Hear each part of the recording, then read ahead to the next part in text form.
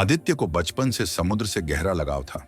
गोवा के एक छोटे से तटीय गांव में पला बड़ा। वह अक्सर अपनी माँ से कहता, माँ, एक दिन मैं उन जहाजों पर चढ़ूंगा जो आसमान को छूती लहरों को चीरते हैं। उसकी माँ मुस्कुराती और सिर पर हाथ फेर देती। उसका पिता मछुआरा था, सरल, ईमानदार और मेहनती।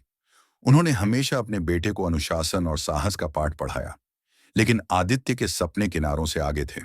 वह गर्व से भारतीय नौसेना में शामिल हुआ, कड़ी ट्रेनिंग पार की और कुछ वर्षों में लेफ्टिनेंट से कमांडर के पद तक पहुंचा। समुद्र उसके लिए सिर्फ जिम्मेदारी नहीं, एक साथी था। हर मिशन, हर रात की गश्त, हर अभ्यास उसके भीतर और अधिक दृढ़ता जगाते थे। परंतु अपनी तमाम व्यस्तताओं के बीच उसने प्यार भी पाया। ऋतु, एक सरल, संवेदनशील और समझदार महिला, जिससे उसकी शादी 3 साल पहले हुई थी। ऋतु ने हमेशा आदित्य के कठिन जीवन को समझा, परंतु अंदर ही अंदर वह उससे दूर रहने वाले दिनों से टूटने लगी थी। यह फांक धीरे धीरे कहानी का केंद्र बनने वाली थी। नेवी लाइफ आसान नहीं होती। 3 महीने समुद्र में और मुश्किल से 10-15 दिन घर में। ऋतु ने शुरुआत में सब संभाल लिया, लेकिन समय के साथ अकेलापन चुभने लगा। एक दिन जब आदित्य समुद्र से लौटा, उसने देखा कि ऋतु पहले जैसी उत्साही नहीं थी। उसकी मुस्कान में एक अजीब थकान थी। सब ठीक है? आदित्य ने पूछा। हाँ, बस थोड़ा थक गई हूं, ऋतु ने धीमी आवाज में कहा। आदित्य समझ न पाया, पर उसने जोर नहीं दिया। कई बार रिश्तों में जो बातें कहनी चाहिए होती हैं, वही नहीं कही जाती, और वही चुप्पियां दूरियां बना देती हैं। इसी बीच आदित्य को एक बेहद महत्वपूर्ण मिशन सौंपा गया, ऑपरेशन नीलक्ष, एक हाई रिस्क समुद्री मिशन जिसमें एक इंटरनेशनल हथियार तस्करी गिरोह को पकड़ना था। यह मिशन देश की सुरक्षा के लिए अहम था और आदित्य जैसे अधिकारी की आवश्यकता थी। पर इसका मतलब था ऋतु से 3 महीनों की ओर दूरी। ऋतु ने बिना कुछ कहे आदित्य का प्राथमिकता समझ ली। वह मुस्कुराई, मगर उसके भीतर एक दर्द शांत लहरों की तरह फैल गया। इस मिशन पर जाने से कुछ दिन पहले आदित्य ने एक निजी पार्टी रखी, जिसमें उसके कुछ दोस्त और पड़ोसी आए। उन्हीं पड़ोसियों में ऋतु का नया दोस्त करण मल्होत्रा भी था। आकर्षक, आधुनिक, बातूनी और बेहद प्रभावशाली व्यक्तित्व वाला इंसान। वह ऋतु की अकेलापन समझता था, उसे बातचीत करता था और उसकी छोटी छोटी परेशानियां सुनता था। पार्टी में जब करण ने आदित्य से हाथ मिलाया, आदित्य को एक अजीब सा एहसास हुआ, जैसे कोई अनजान लहर उसके पैरों को छूकर गई हो। ऋतु और करण कुछ ज्यादा ही सहज लगे, लेकिन आदित्य जैसे सिपाही को शक से ज्यादा भरोसे पर विश्वास था। पर समुद्र कभी शांत नहीं रहता, कुछ न कुछ हमेशा सतह के नीचे चलता। आदित्य मिशन के लिए जहाज पर चढ़ गया। सारा ध्यान ऑपरेशन पर था, गिरोह, हथियार, समुद्री मार्ग, दुश्मनों की गतिविधियां। पर हर रात जब वह जहाज के डेक पर खड़ा होकर सितारों को देखता, उसका मन ऋतु के चेहरे की उदासी में खो जाता। इधर ऋतु और करण की मुलाकातें बढ़ने लगीं। ऋतु ने कभी किसी गलत इरादे से नहीं सोचा था। वह बस किसी से बात करना चाहती थी, अपने दुख बांटना चाहती थी। लेकिन करण धीरे धीरे उसके जीवन में जरूरत से अधिक जगह लेने लगा। उसकी बातें, उसका साथ, उसकी उपलब्धता ऋतु को एक झूठी सहजता देने लगे। एक शाम करण ने ऋतु से कहा, तुम्हें अकेला नहीं रहना चाहिए ऋतु। आदित्य तुम्हें समझता तो नहीं है, वह सिर्फ नेवी को जानता है। यह वाक्य ऋतु के दिल में कहीं चुभ गया। उसने करण को रोकना चाहा, पर दूरी बनाना आसान नहीं था। ऑपरेशन नीलक्ष अपने निर्णायक चरण में था। आदित्य की टीम ने विदेशी जल क्षेत्र से घुसते हथियार तस्करों के जहाज को घेरा, लेकिन दुश्मन अत्याधुनिक हथियारों से लैस थे। समुद्र का माहौल भी खराब था। लहरें ऊंची, हवा तेज और बारिश किसी ढोल की तरह जहाज पर पड़ रही थी। एक भी गलती जीवन और राष्ट्र दोनों के लिए घातक होती। आदित्य अपनी पूरी ताकत से ऑपरेशन का नेतृत्व कर रहा था। तभी दुश्मनों ने उन पर मिसाइल दागी। जहाज हिल गया, कई सैनिक घायल हुए, लेकिन आदित्य ने हार नहीं मानी। उसने दुश्मन के कमांड सेंटर पर सीधा हमला किया और तस्करी का पूरा नेटवर्क पकड़ लिया। देश ने उसकी वीरता की प्रशंसा की, लेकिन वो घर की लहरों को नहीं जानता था, जहां हर दिन नए भावनात्मक तूफान उठ रहे थे। 3 महीने बाद जब आदित्य घर लौटा, तो उसने उम्मीद की थी कि ऋतु उसे गले लगाकर मिल जाएगी, पर घर में एक अजीब खामोशी थी। ऋतु मुस्कुराई, लेकिन वह मुस्कान रिक्त थी, जैसे उसमें कोई आत्मा न हो। आदित्य ने महसूस किया कि कुछ बदल गया है। ऋतु उससे आंखें चुराने लगी। बातों में पहले जैसी गर्माहट नहीं रही।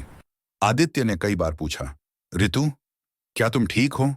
और हर बार वही जवाब, हाँ, बस थकान है। पर सत्य कभी छुपता नहीं। वह धीरे धीरे सतह पर आ ही एक दिन आदित्य ने करण को ऋतु के घर में बैठे देखा। वह चौंक गया। आप यहां?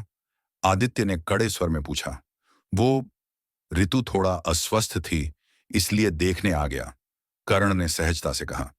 उसकी सहजता ने आदित्य के भीतर गहरी बेचैनी भर दी। उस रात ऋतु और आदित्य के बीच लंबी चुप्पी थी। आदित्य के भीतर शक की चिंगारियां उठ रही थीं, पर वह उन्हें बुझा देता। ऋतु ऐसा नहीं कर सकती, ये मेरा वहम है। लेकिन करण का व्यवहार लगातार संदिग्ध होने लगा। कभी देर रात कॉल करना, कभी अचानक घर आ जाना, कभी ऋतु को अकेले कहीं ले जाना। आदित्य का संयम जवाब दे रहा था। एक शाम आदित्य को ऋतु का मोबाइल डाइनिंग टेबल पर पड़ा मिला। वह अनलॉक था। अचानक करण का मैसेज पॉपअप हुआ, आदित्य को मत बताना, वो समझ नहीं पाएगा। यह मैसेज पढ़कर आदित्य का दिल जोर से धड़का। उसकी सांसें रुक गईं। उसने और मैसेज नहीं पढ़े। वह ऋतु पर विश्वास करता था, लेकिन अब उस विश्वास में दरार पड़ चुकी थी। उसने ऋतु से पूछा, ऋतु, तुम और करण, क्या चल रहा है? ऋतु की आंखें भर आईं। आदित्य, मैंने कोई गलती नहीं की, बस अकेलापन था। वो सुन लेता था। मैं टूट रही थी। आदित्य की आंखों में आंसू आ गए। उसे नहीं पता था कि किस पर गुस्सा करे, दूरियों पर, अपने कर्तव्य पर या खुद पर। आदित्य ने ऋतु से कुछ समय दूर रहने का फैसला लिया। वह नेवी बेस पर रहने लगा। ऋतु ने उसे कई बार समझाने की कोशिश की, पर आदित्य खुद को संभाल नहीं पा रहा था। करण अपनी हरकतों से बाज नहीं आया।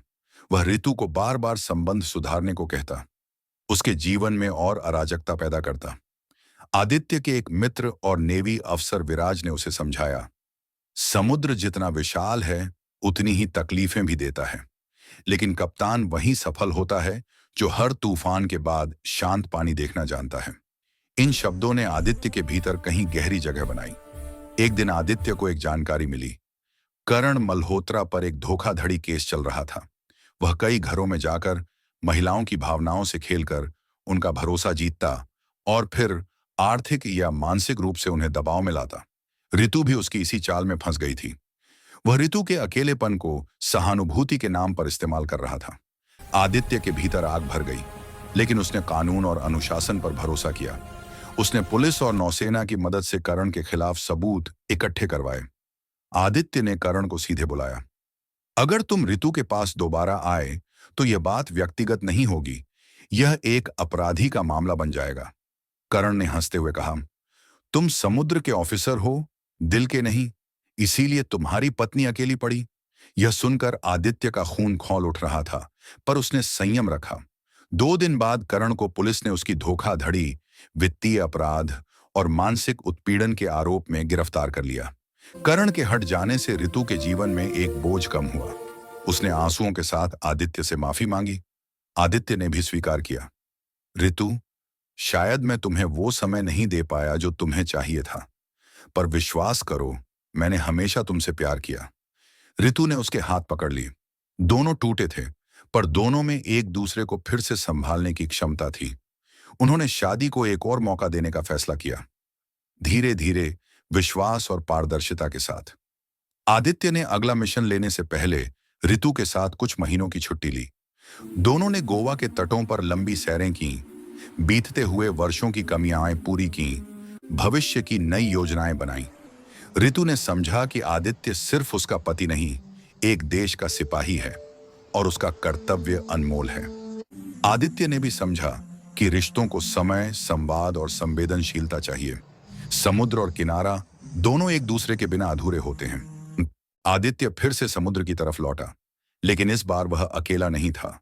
उसका मन शांत था, उसका रिश्ता मजबूत था और उसका विश्वास अडिग। समुद्र की लहरें जहाज को सहलाती हुईं, मानो कह रही थीं, असली कप्तान वह है जो बाहर के तूफान ही नहीं, भीतर के तूफान भी जीत ले।